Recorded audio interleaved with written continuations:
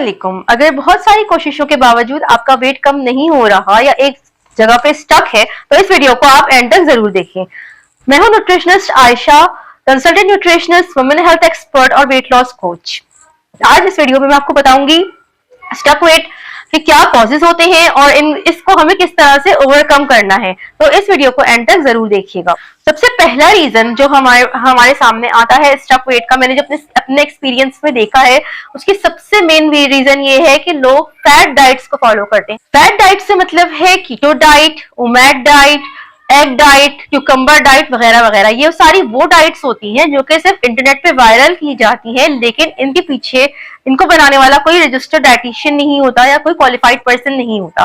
तो होता क्या है कि इन डाइट्स में बहुत कम कैलोरीज रखी जाती हैं और जब लोग इनको करते हैं तो शुरू में तो बहुत जल्दी से उनका वेट कम हो जाता है, क्योंकि उनके बॉडी का वाटर वेट और मसल मास सब कुछ कम हो जाता है। फैट डाइट्स करने की वजह से वेट और ज्यादा स्टक हो जाता है, बॉडी में और ज्यादा डेफिशिएंसीज बढ़ जाती हैं और सबसे बड़ी बात ये होती है कि लोगों के अंदर खाने की क्रेविंग और ज्यादा बढ़ जाती है, क्योंकि इन डाइट्स की वजह से आप सही से पेट भर के खाना नहीं खा रहे होते। तो जब खाना सामने आता है या थोड़े दिन के बाद आपका दिल चाहता है कि सब कुछ जो सामने आ रहा है वो खा ले।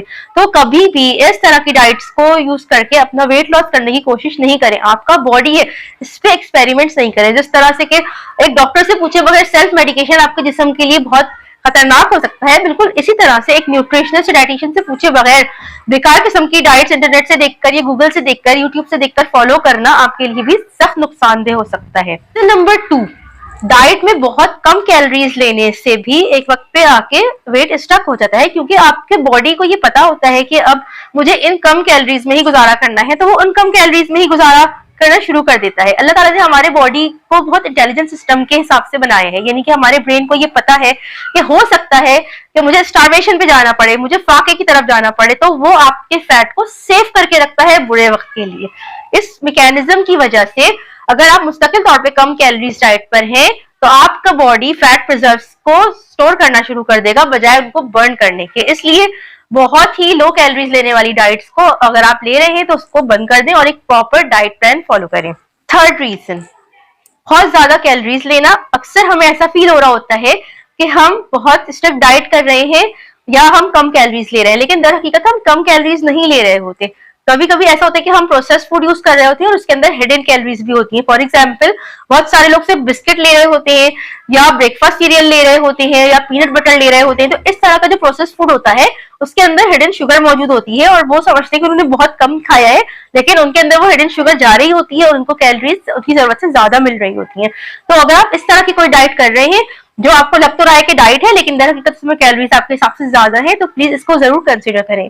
इसका तरीका ये है कि या तो आप घर की ही बनी हुई फूड इस्तेमाल करें, वरना फिर अगर आप प्रोसेस्ड फूड कोई भी इस्तेमाल कर रहे हैं अपनी डाइट के लिए तो उसका कैलोरिक लेवल जरूर पढ़ें कि उसमें कितनी कैलोरीज है, कितने फैट्स है, कितनी शुगर्स हैं।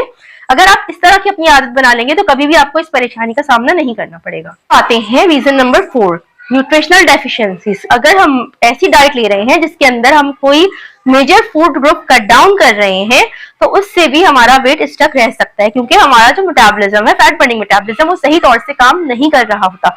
इस बारे में मैंने एक डिटेल वीडियो बनाई है कि हमें कौन कौन से न्यूट्रिएंट्स लेने चाहिए डाइट में, हर मील में लेने चाहिए ताकि हमारा मेटाबॉलिज्म तेज रहे, और इस वीडियो का लिंक मैं डिस्क्रिप्शन बॉक्स में दे दूंगी। ये तीनों न्यूट्रिएंट्स हैं प्रोटीन, गुड फैट और फाइबर। अगर हम अपनी डाइट में प्रॉपरली प्रोटीन नहीं ले रहे होते या कम प्रोटीन ले रहे होते हैं, गुड फैट्स को हम कट डाउन कर देते हैं, या फिर हमारा फाइबर इंटेक, वेजिटेबल इंटेक बहुत कम होता है, तो भी हम इफेक्टिवली वेट लॉस नहीं कर सकते हैं। इसलिए अगर आपको कोई कंफ्यूजन है तो आप मुझसे कंसल्टेशन ले सकते हैं। मैं आपको गाइड कर दूंगी कि किस तरह से आप अपने इन तीनों न्यूट्रिएंट्स को अपनी डाइट में इनकॉर्पोरेट करें। अब वो नेक्स्ट रीजन जो हमारे यहाँ बहुत ज्यादा कॉमन है, स्पेशली खवातीन में, और वो है विटामिन डी डेफिशिएंसी। हम लोग इसको कहते तो विटामिन डी है, लेकिन दर हकीकत ये एक बहुत इंपॉर्टेंट हार्मोन है जो कि हमारे पूरे मेटाबॉलिज्म के लिए जरूरी है। तो अगर हमारा सन एक्सपोजर नहीं है, या क्योंकि हम लोग माशाल्लाह से मुसलमान हैं और ज्यादातर हम कवर्ड कपड़े पहनते हैं, तो इवन सन एक्सपोजर भी जिन खवातीन का होता है वो भी ज्यादातर विटामिन डी में डेफिशिएंट होती हैं। तो अगर आपका वेट काफी टाइम से स्टक है तो आप अपना विटामिन डी का टेस्ट जरूर कराएं, और अगर विटामिन डी डेफिशिएंसी आपको है तो आप विटामिन डी के सप्लीमेंट डॉक्टर से जरूर लिखवाएं। तमाम तो डाइटिंग स्टार्ट करने के बावजूद भी वेट स्टक होने की एक और वजह ये भी है कि आपकी एक्टिविटी बहुत कम है। अगर मेरे पास ज्यादा जो खवातीन आती है, जब वो कहती है कि हमारा वेट स्टक है, मैं उनसे सारी उनका रूटीन पूछती हूँ, तो वो ये कहती है कि हम डाइट तो करते हैं लेकिन हम वॉक नहीं करते। तो अगर आप वॉक बिल्कुल भी नहीं कर रहे हैं या बहुत कम वॉक कर रहे हैं तो आपका बॉडी फैट कटिंग की तरफ नहीं जाएगा। अगर आप इफेक्टिवली वेट लूज करना चाहती हैं तो आपके डेली रूटीन में एटलीस्ट 10,000 स्टेप्स होने ही चाहिए। इसके अलावा आपको प्रॉपरली वीक में 3 दफा कम से कम हिट ट्रेनिंग या वेट ट्रेनिंग भी करनी चाहिए। आते हैं हमारे सबसे अहम और सबसे मेन रीजन की तरफ, जो कि है हार्मोनल इम्बैलेंस। हार्मोन्स हमारे बॉडी में एज ए मैसेंजर्स काम करते हैं, जो हमारे बॉडी को डिफरेंट फंक्शंस करने की इंस्ट्रक्शंस देते हैं। इंटरेस्टिंग बात यह है कि वेट गेन या वेट लॉस के अंदर हमारे बहुत सारे हार्मोन्स इन्वॉल्व होते हैं। स्पेशली हमारे जो फीमेल हार्मोन एस्ट्रोजन है, इसका एक बहुत अहम किरदार है वेट गेन में और वेट लॉस में। इसी वजह से हम देखते हैं कि ड्यूरिंग प्रेगनेंसी हम अनएक्सपेक्टेडली वेट बहुत ज्यादा गेन कर रहे होते हैं। यानी कि हम कहते हैं ना कि हम इतना खा नहीं रहे या बेबी का वेट इतना नहीं इंक्रीज हो रहा होता, लेकिन हमारा अपना वेट बहुत इंक्रीज हो रहा होता है। डिफरेंट टाइम हमारी लाइफ साइकिल में ऐसे आते हैं जिसमें हमारे बॉडी में एस्ट्रोजन ज्यादा हो जाता है और हम वेट गेन करने लगते हैं। लेकिन बॉडी में एस्ट्रोजन ज्यादा होने की वजह हमारी डाइट और एक्टिविटी पैटर्न्स भी हैं। तो अगर हम अपनी डाइट को क्लीन रखते हैं और बहुत ज्यादा एक्टिव लाइफ स्टाइल रखते हैं तो एस्ट्रोजन हमारा बैलेंस में रहेगा। वेट गेन और वेट लॉस से रिलेटेड सबसे इंपॉर्टेंट हमारा हार्मोन, जो कि लेडीज और जेंट्स दोनों में इक्वली होता है, जिसका नाम है इंसुलिन। इंसुलिन का नाम तो आपने सुना ही होगा।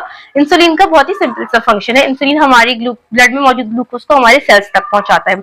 अगर इंसुलिन ज्यादा हो जाए ब्लड में तो हमारा बॉडी जो है वो सही तरीके से उसको पहचानना बंद कर देता है, जिसकी वजह से बॉडी में कंडीशन पैदा हो जाती है जिसको हम इंसुलिन रेजिस्टेंस कहते हैं। तो अगर इंसुलिन रेजिस्टेंस की कंडीशन पैदा हो जाती है, बॉडी उस सूरत हाल में बहुत ज्यादा इंसुलिन बनाता है और फैट बर्निंग बिल्कुल बंद कर देता है। अगर आप इंसुलिन रेजिस्टेंस के बारे में ज्यादा जानना चाहते हैं तो आप मेरी नेक्स्ट वीडियो, जिसका डिस्क्रिप्शन बॉक्स में मैं एक लिंक ऐड कर रही हूँ, उसको देख सकते हैं। एक और हार्मोन जो कि वेट से बहुत ज्यादा डायरेक्टली रिलेटेड है, वो है आपका स्ट्रेस हार्मोन। अगर आप किसी वजह से स्ट्रेस में रहते हैं, जॉब की वजह से या घरेलू परेशानियों की वजह से आप मुस्तकिल तौर से परेशान रहते हैं, तो ये स्ट्रेस जो है आपको वेट लूज नहीं करने देगा। तो इसके लिए जरूरी है कि आप अपने आप को थोड़ा सा काम रखें, नमाज पढ़ें, दुआएं करें और बाकी जो टेक्निक्स होती हैं स्ट्रेस रिड्यूस करने की, योगा वगैरह, उनको अडॉप्ट करें। आप इंटरनेट पे सर्च करेंगे तो आपको बहुत सारे इफेक्टिव तरीके मिल जाएंगे। और इसी तरह से कुछ लोग जो एंग्जाइटी की मेडिसिन ले रहे होते हैं, स्ट्रेस की मेडिसिन ले रहे होते हैं, तो उन मेडिसिन का साइड इफेक्ट भी होता है कि उनका वेट लूज नहीं हो पा रहा होता। तो कोशिश करें कि उनकी डोजेज को कम से कम करवा लें अपने डॉक्टर से और अपने स्ट्रेस को नेचुरल तरीकों से कम करने की कोशिश करें। हार्मोन जिसका अगेन वेट गेन से और वेट लॉस से बहुत गहरा ताल्लुक है, वो है थायराइड हार्मोन। और थायराइड हार्मोन हमारे बॉडी के सारे ही सिस्टम्स को, सारे मेटाबॉलिज्म को कंट्रोल कर रहा होता है। तो अगर थायराइड हार्मोन कम या ज्यादा हो जाए तो बॉडी में डिस्टर्बेंस आना शुरू हो जाता है। तो जब किसी को हाइपोथायराइड या थायराइड की कमी वाली कंडीशन होती है तो उसका भी वेट किसी अपेरेंट कॉज के बगैर गेन होना शुरू हो जाता है। इस सूरत हाल में अगर आपने काफी टाइम से थायराइड का टेस्ट नहीं कराया है या कभी भी नहीं कराया है और आपका वेट बहुत ज्यादा है और वो स्टक भी है, तो आप जरूर थायराइड का एक प्रोफाइल जरूर करवाएं। एक चीज जो बहुत ज्यादा वेट स्टक की वजह बन रही है आजकल, वो हमारा अनहेल्दी स्लीप रूटीन है। हम लोग यूजुअली रात को देर तक जागते हैं, अपने काम निपटाते हैं, फिर अपना मोबाइल चेक करते हैं और इस चक्कर में हमें 2 से 3 बज जाते हैं। कभी कभी कुछ लोग तो पूरी पूरी रात जाग रहे होते हैं कि चलो फजर पढ़ के सो जाएंगे। तो अगर आपका इस तरह का कोई स्लीप रूटीन है तो प्लीज आप कोशिश करें कि उसको सही करें। और मेरा ख्याल में रात में 10 से 11 बजे के बाद हमें बेड पे होना चाहिए, ताकि हमारे जो हार्मोन्स है प्रॉपर्ली रेगुलेट हो सके और हमें पूरे 8 घंटे की नींद मिल सके। अगर हम नींद पूरी करेंगे तो हमें बहुत अच्छा हमारे बॉडी में हार्मोनल बैलेंस खुद ही खुद क्रिएट हो जाए। तो बताऊंगी कि वेट प्लेट्यू क्या है। जब आप कॉन्स्टेंटली डाइट कर रहे होते हैं तो शुरू में तो आपका 3-4 पॉइंट 5 पॉइंट इस तरह से करके वेट जल्दी जल्दी लूज हो जाता है, लेकिन उसके बाद आपका वेट कुछ दिनों के लिए स्टक हो जाता है।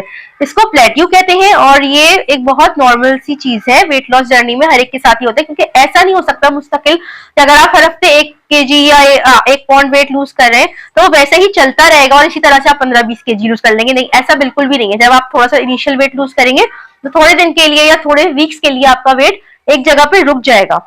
इस सूरत हाल में क्या करना चाहिए? पहली चीज जो सबसे अहम मैंने देखा है कि लोग ये कहते हैं कि अब हमने बिल्कुल डिमोटिवेट हो गए और हमने डाइट छोड़ दी, एक्सरसाइज छोड़ दी। तो ऐसा बिल्कुल भी नहीं करें। सबसे बड़ी गलती यही है कि आपने 20 दिन डाइट की, आपका वेट लूज हुआ और जब आपने देखा कि स्केल पे कोई ज्यादा मूवमेंट नहीं है तो आप डाइट छोड़ के दोबारा से वही सारी फास्ट फूड, जंक फूड ये सारा इस्तेमाल करना शुरू कर देते हैं। ये बहुत बड़ी गलती है।